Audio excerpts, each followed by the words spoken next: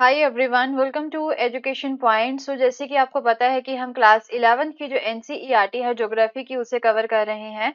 And इस book का नाम है fundamental of physical geography. And जो क्लास 11 की एनसीईआरटी है ना, उसमें आपकी टोटल 2 बुक्स रहेंगी। एंड उसमें से अभी हम जो है फर्स्ट बुक ही कवर कर रहे हैं, that is the fundamental of physical geography, right. Second book हम जो है बाद में कवर करेंगे।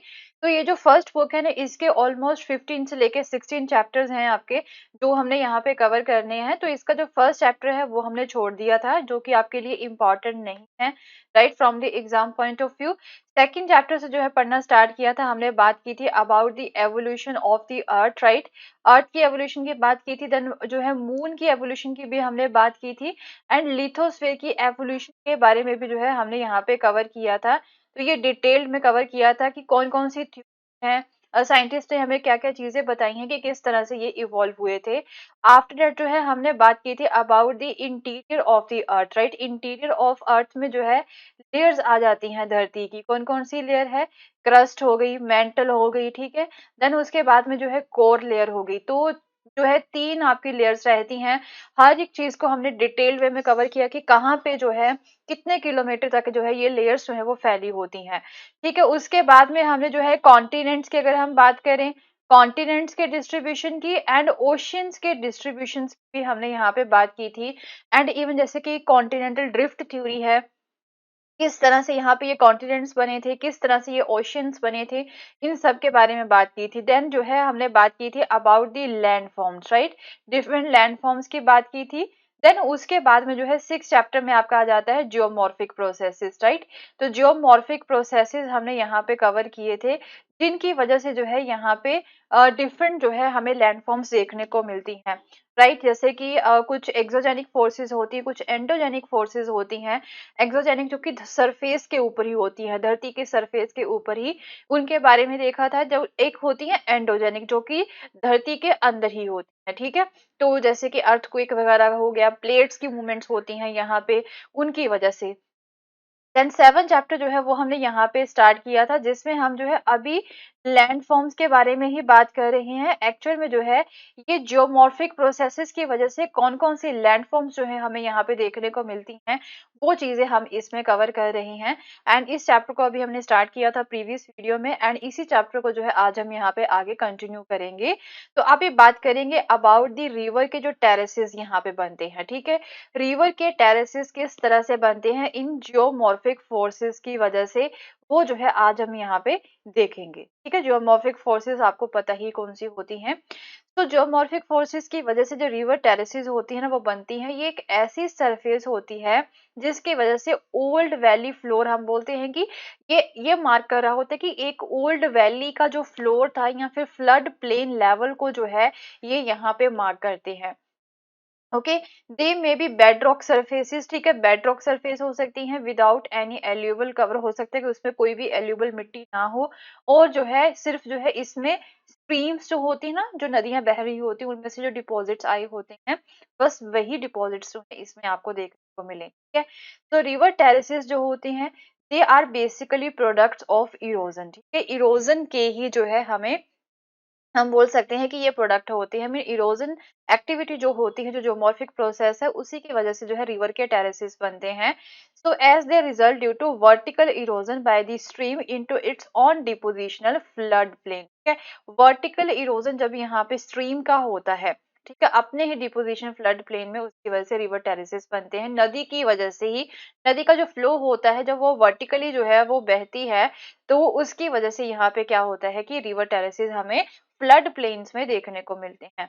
तो there can be number of such terraces. तो इस तरह के कई तरह के टेरेसेस हमें जो है डिफरेंट हाइट्स पे देखने को मिलते हैं, जो ये इंडिकेट कर रहा होता है about the river bed levels. Okay, so the river terraces may occur at the same elevation on either side of the rivers, ठीक है। जैसे ये रिवर बह रही है, उसकी जो दोनों साइड्स है, ये साइड है, तो हो सकता है कि same elevation mean same height के ही जो है हमें यहाँ पे रिवर टेरेसेस देखने को मिले, तो हम जो है उन्हें पेयर टेरेसेस बोलते हैं। जब रिवर के दोनों साइड पे हमें जो है सेम एलिवेशन के, सेम हाइट के टेरेसेस देखने को मिले, तो हम जो है इन्हें पेयर टेरेसेस बोलते हैं, ठीक है। अब बात करते हैं डिपोजिशनल लैंडफॉर्म्स की। एंड उसकी वजह से सबसे पहले जो बनते हैं वो होते हैं एल्यूवल फैंस, ठीक है। सो एल्यूवल फैंस जो होते हैं ये तब बनते हैं when stream flowing into higher level break into foot slope plains of low gradient, ठीक है। क्या होती है कि हायर लेवल से जो है जब स्ट्रीम फ्लो हो रही होती है तो फिर फुट स्लोप तक जब वो पहुंच जाती है तब जाके एल्यूवल फ्लेन्स जो है बनते हैं। नॉर्मली जो है काफी इसमें जो है लोड होता है, डिपॉजिट काफी चीजें इसमें होती हैं, काफी सिल्ट होता है, ठीक है, carried by the stream flowing over the mountain slopes. तो इनमें जो बहुत ज्यादा जो है सामान अपने साथ लेके बहती हैं। तो ये जो है क्या होता है कि स्ट्रीम्स के लिए लोड जो होता है बहुत ज्यादा हैवी हो जाता है to be carried over gentle gradients. अगर स्लोप अच्छी है, ठीक है, फिर तो जो है पानी के साथ बहता ही जाएगा वो सारा सामान, मिट्टी वगैरह जो सिल्ट वगैरह है। बट अगर यहाँ पे स्लोप कम हो गई है, थोड़ा सा प्लेन एरिया आ रहा है, तो फिर क्या होता है कि ये जो ग्रेडियंट होता है वो उससे बहने में जो है मुश्किल होती है, तो फिर जो है वो वहीं पे टिकना स्टार्ट हो जाता है, उसी जगह पे जो है सेट होना स्टार्ट हो जाता है। And it spread as a broad low to high cone shape deposit, ठीक है। कोन की शेप का ऐसी होती है कोन, कोन की शेप का जो है डिपॉजिट ये बनना स्टार्ट हो जाता है, जिसे हम जो है एल्यूवल फैन बोलते हैं। तो इस तरह इसे हम जो है क्या बोलते हैं, एल्यूवल फैन बोलते हैं। इस तरह की एक लैंडफॉर्म बनती है। So usually the streams which flow over fans are not confined to their original channels। तो जो streams यहाँ पे इन fans के ऊपर में से बहती है ना, वो क्या होती है, they are not confined to their original channels। and फिर क्या होती है कि जब इसके ऊपर से बहने की कोशिश करती हैं तो उनकी क्या होती है कि दिशा बदल जाती है। सपोज यहाँ से पानी आया, इसके ऊपर से बहने की कोशिश कर रहा है, बट ये तो कौन यहाँ पे बना हुआ है, तो रिवर की डायरेक्शन जो है ऐसे अलग अलग हो सकती है। इकट्ठा पानी आया, फिर जो है इसकी जो है अलग अलग जो है पोजीशन हो सकती है, शिफ्ट कर सकती है अपनी पोजीशन को। तो इन चैनल्स को हम क्या बोलते हैं, डिस्ट्रीब्यूटरी हैं। ओके, तो जो ह्यूमिड एरिया में एल्यूवल फैंस होते हैं वो जो है लो कोन बनाते हैं, ठीक है। एंड उसके बाद में अगर हम बात करें जो स्टीप स्लोप्स होती हैं उसमें आपको हाई कोन को मिलेंगे in the arid and semi arid areas में। Then we will discuss about the deltas, ठीक है। डेल्टास जो होते हैं वो भी एल्यूवल फैंस के जैसे ही होते हैं, बट क्या होता है, they develop at a different location, ठीक है। तो क्या होता है कि the load carried by this load is not carried away far into the और distributed along the coast, it spreads and accumulates as a low cone. क्या होता है कि लो कोन के जैसे ही जो है ये बनते हैं, ज्यादा हाइट इसकी नहीं होती डेल्टास की। So unlike in the alluvial plains, the deposits making up deltas are very well sorted, ठीक है। तो जो डिपॉजिट यहाँ पे आ रहा होता है ना, जो मिट्टी जो सिल्ट यहाँ पे आ रही होती है जिससे ये जो कोन बनते हैं ना, वो सिल्ट जो होती है ना वो काफी sorted होती है एंड काफी साफ होती है, ज्यादा जो है उसमें कचरा नहीं होता। तो the coarsest material settle out first, जो अच्छा मटेरियल होता है वो पहले सेटल डाउन हो जाता है नीचे, and the final fractions like silt and clay are carried out into. तो जो बहुत ही फाइनर फ्रैक्शंस होते हैं वो फिर आगे चले जाते हैं, ठीक है, वो सी में चले जाते हैं। फिर डेल्टा जब ग्रो होता है, जो रिवर डिस्ट्रीब्यूशन जो होती है it continue to increase in the length, ठीक है। रिवर जो रिवर की डिस्ट्रीब्यूशन होती है फिर वो भी बढ़ती जाती हैं जैसे जैसे डेल्टा बड़ा होता जाता है। And delta continue to build up into sea, तो डेल्टा जो है वो सी में ही बनना स्टार्ट हो जाता है, ठीक है। अब बात करते हैं फ्लड प्लेन्स की, नेचुरल लीव्स की एंड पॉइंट बार्स की। एक बार आपको मैप यहाँ पे दिखा दूं, पिक्चर दिखा दूं, ये होते हैं यहाँ पे, जैसे नदी बह रही है, क्या ये नदी का जो है एक ऐसे चैनल है। तो ये जो आप देख पा रहे हो ना, ये वाले ये जो ये क्या है, ये पॉइंट बार्स हैं।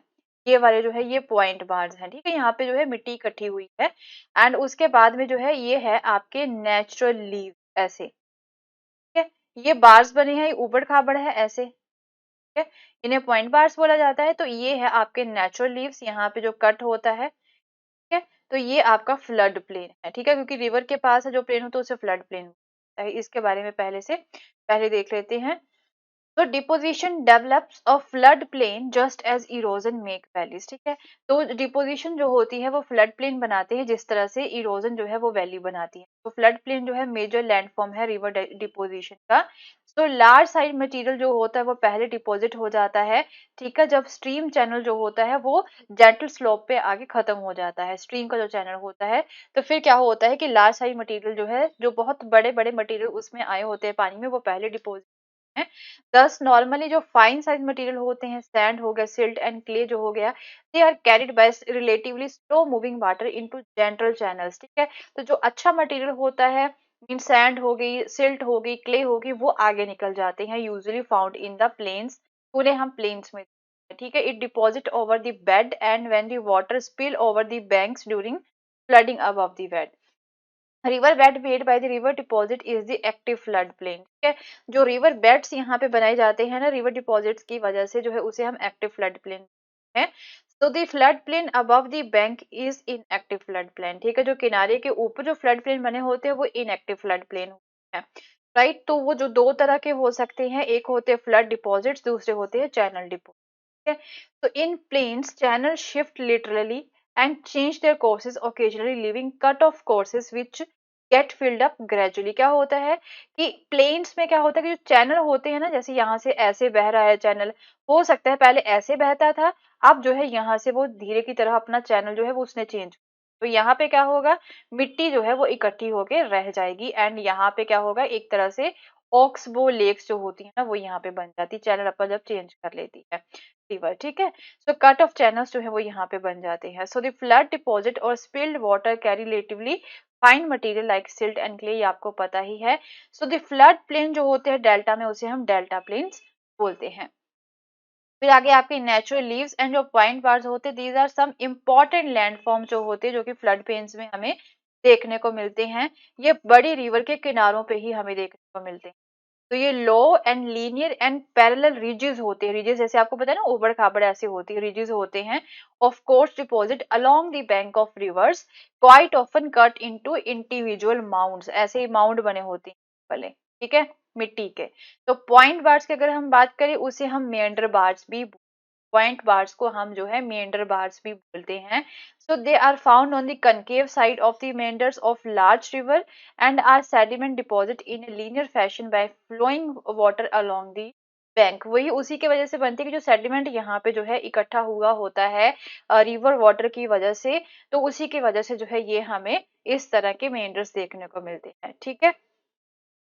तो अभी हम मेंडर्स की ही यहाँ पे बात कर लेते हैं। तो मेंडर्स वही चीज आपको बता ही चुकी हूँ।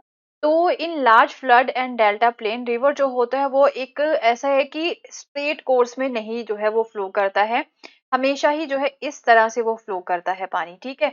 तो जब इस दिशा में जो है फ्लो करता है पानी, मीन इस चैनल में फ्लो करता है, तो इस चीज को, इस चैनल को हम जो है मेंडर बोल देते हैं, ठीक है। मेंडर जो है एक लैंडफॉर्म नहीं है, बट ये जो है चैनल का एक पैटर्न होता है। तो रिवर जो इस तरह से बहती क्यों है, तीन कारण उसके हो सकते हैं। पहला तो ये कि जो है propensity of water flowing over very gentle gradients, तो पानी है ना उसके नीचे जो मिट्टी है बहुत ही जेंटल है, ठीक है, जिसकी वजह से पानी का बहाव इस तरह से होता है। दूसरा ये हो सकता है कि नीचे ज्यादा इरेगुलरिटीज है, ओके, बैंक्स जो है उसकी काफी ज्यादा इरेगुलरिटी है, बैंक इस तरह से है, ठीक है, किनारे जो है वही इस तरह से है। तीसरा कारण हो सकता है कि हवा का, एक हवा की भी फोर्स होती है, हवा भी बहती है, उसके कोरोलियस फोर्स की वजह से भी जो है पानी इस तरह से बहता है, ठीक है। अब क्या होता है, when the gradient of the channel become extremely low, तो जब चैनल का ग्रेडियंट बहुत लो होता है, वाटर फ्लो लेयरली, काफी जो है लेयर तरीके से जो है वो बहता है, तो स्लाइट इरेगुलरिटीज जो है वो हमें जो देखने को मिलती है along the bank slowly get transform into small curvature banks, ठीक है। तो अब क्या होता है कि erosion along the bank of the outside, mean जो है हमें इसकी वजह से, मेंडर्स की वजह से, जब ये पानी इस तरह से बहता है ना, ये भी हम बोल सकते हैं कि जो किनारे हैं ना वो इरोड हो चुके हैं, ठीक है, तो टेढ़े मेढ़े हो चुके हैं, तो उसकी वजह से भी हम बोल सकते हैं कि इरोजन की वजह से भी जो है हमें मेंढर है वो देखने को मिलते हैं, ठीक है। So normally in meanders of large river there is active deposition, जो लार्ज रिवर्स होती है ना उसके जो मेंढर्स होते हैं उसमें डिपोजिशन भी ये करती हैं, ठीक है, अपने साथ ये मिट्टी जो है वो भी लेके आता है ये वाला पानी along the concave bank and the convex bank. अब मैं आपको concave bank and convex bank बताती हूँ। जैसे ये वाले जो अंदर वाले की, अंदर की तरफ जो धंसा किनारा होता है ना, यहाँ पे इसे हम बोलते हैं कन्वेक्स बैंक, ठीक है, कन्वेक्स बैंक होता है यहाँ पे रिवर का। एंड ये ऊपर की तरफ धंसा हुआ जो पार्ट होता है, ठीक है, इसे हम बोल देते हैं कनकेव, कनकेव बैंक होता है। इस तरह से ये चलते हैं। तो क्या होता है, यहाँ पे हमेशा ही कनकेव बैंक की तरफ जो है ना डिपोजिशन पानी का वो होता ही रहता है पानी के साथ साथ। तो कनकेव बैंक जो होता है ये कट ऑफ बैंक होता है which show up a steep scarp, and convex bank जो होता है वो लॉन्ग एंड जेंटल प्रोफाइल हमें शो करता है। तो बाकी ओक्सबो लेक्स के बारे में तो मैं आपको ऑलरेडी बता ही चुकी हूँ कि सपोज एक समय में जो है पानी वो इस दिशा में बह रहा था, ऐसे बह रहा था, ठीक है, बट अब क्या हो गया, यहाँ पे ना सिल्ट इकट्ठी हो गई, ठीक है। अब पानी किस तरह से बहेगा, इधर की तरफ जाने की बजाय वो यहीं से होके जो है यहाँ पे जो है वो आ जाएगा, ठीक है। तो यहाँ पे जो है मिट्टी एंड साथ में पानी भी इकट्ठा जो है वो हो रखा है, तो इसे हम बोल देते हैं ओक्सबो। यहाँ पे एक लेक सी बन जाती है, इसे हम ऑक्सबो लेक बोल देते हैं, ठीक है। तो ये चीजें मैं आपको पहले ही बता चुकी हूँ। ये है आपका concave bank and this one is your convex bank, ये जो अंदर की तरफ होता है। एंड बाकी ये जो है आपकी सपोज यहाँ पे पानी इस तरह से बह रहा था पहले इस दिशा में, बट अब क्या है यहाँ पे ये जो है मिट्टी इकट्ठा हो रखी है, तो पानी जो है वो अब इसी दिशा से होके जो है वो जा रहा है, तो यहाँ से नहीं आ रहा है, यहाँ पे पानी में जस्ट इकट्ठा हो चुका है, तो ये एक ऑक्सबो लेक जो है वो बन चुकी है। ओके। तो ग्राउंड वाटर की अगर हम यहाँ पे बात करें तो ग्राउंड वाटर जो है उसकी वजह से भी यहाँ पे इरोजन होता है। हम यहाँ पे ग्राउंड वाटर को एज ए रिसोर्स नहीं पढ़ रहे हैं, हमारा मतलब है कि हमें ये देखना है ग्राउंड वाटर की वजह से भी इरोजन वगैरह जो है वो होती है, ठीक है। जो सरफेस वाटर है वो काफी अच्छे से पर्कुलेट करता है जब रॉक्स जो होती है वो परमेबल होती है, बेड जो उसका थिन होता है। एंड क्या होता है after vertically going down to some depth, पानी पहले वर्टिकली नीचे की तरफ जाता है, ठीक है, वहां पे फिर जो है वो इस तरह से जो है रॉक्स के बीच में बहना स्टार्ट हो जाता है हॉरिजॉन्टली, ठीक है। तो ये डाउनवर्ड एंड हॉरिजॉन्टल मूवमेंट जो होती है वाटर की, इस वजह से जो रॉक्स होती है ना वहां पे अंडरग्राउंड वो भी इरोड होना स्टार्ट हो जाती हैं, जिसकी वजह से कुछ फिजिकल एंड केमिकल मटेरियल्स जो है वो भी रिमूव है, ठीक है। तो जिसकी वजह से हमें डिफरेंट तरह के लैंडफॉर्म्स जो है वो देखने हैं। ओके। तो बट लाइमस्टोन या फिर डोलोमाइट्स जैसे जो जैसे अगर रॉक्स हो ना जिसमें कैल्शियम कार्बोनेट होता है, तो वहां पे सरफेस वाटर की द्वारा जो भी लैंडफॉर्म्स बनाए जाते हैं ना वो अच्छे से दिखाई देते हैं आपको, ठीक है।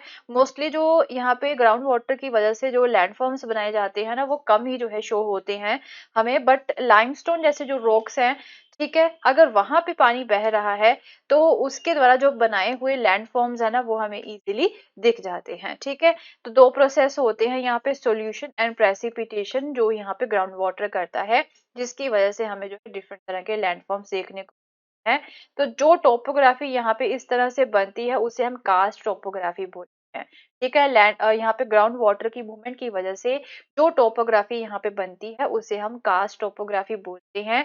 इसका एग्जाम्पल है बाल्कान्स जो कि एड्रियाटिक सी के बिल्कुल एडजेसेंट है। ओके। तो कास्ट टोपोग्राफी जो होती है उसमें भी आपको इरोजन एंड डिपोजिशन दोनों लैंडफॉर्म को देखने को मिलेंगे, right. So that's all for the day, and अगर आपको मेरा कोर्स पसंद